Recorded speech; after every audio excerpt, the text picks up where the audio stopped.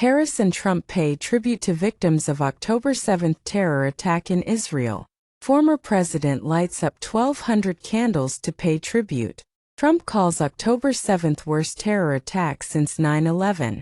Trump says Americans must never forget deadly attack on Israel. VP Harris plants a tree to mark somber anniversary of Hamas attack. Harris says we'll always support Israel's right to defend. Biden condemns vicious surge in anti-Semitism in U.S.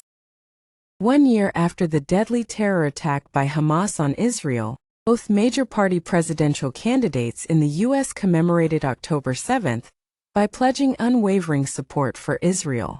Vice President Harris paid tribute to the victims of the attack by planting a memorial tree at her residence at the Naval Observatory in Washington, D.C.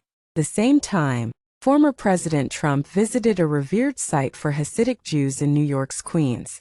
The former president said that Americans must never forget the October 7 attack. October 7th was not just the deadliest day for the Jewish people since the Holocaust. It was not just the worst terror attack since 9/11.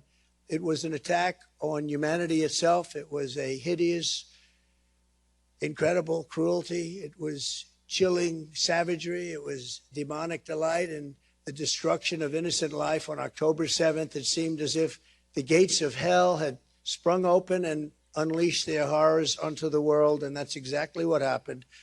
Meanwhile, Vice President Harris said that she will never forget the October 7 attack, adding that we must work to ensure nothing like the horror of October 7 happens again.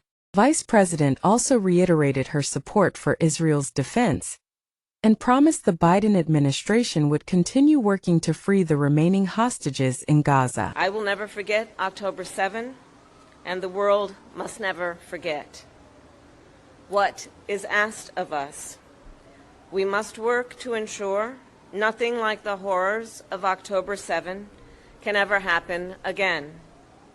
And on this solemn day, I will restate my pledge to always ensure that Israel has what it needs to defend itself. U.S. President Joe Biden also expressed sorrow for suffering on all sides of the conflict in the Middle East, and in a statement condemned a vicious surge in anti-Semitism in America since the October 7 attacks.